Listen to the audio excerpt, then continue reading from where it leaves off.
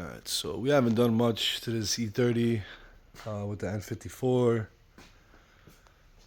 single turbo kit, but purchased the Wisefab E90 rear kit, installed some KW coils.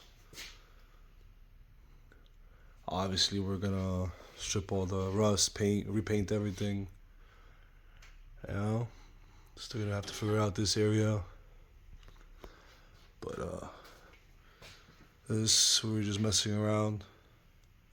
But we're gonna build a solid drive shaft. This is kind of what it looks like.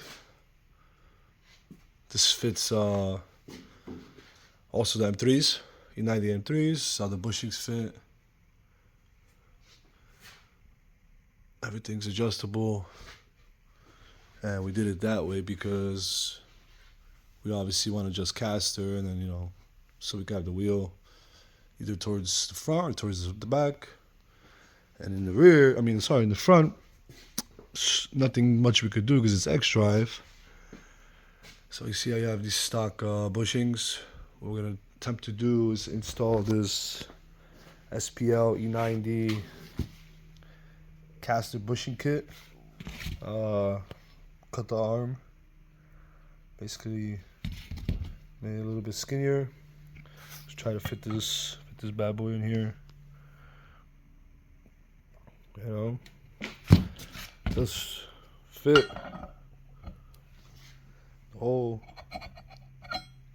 So we'll see. Then we get these little bushings or sleeves. It's gonna sit just like that.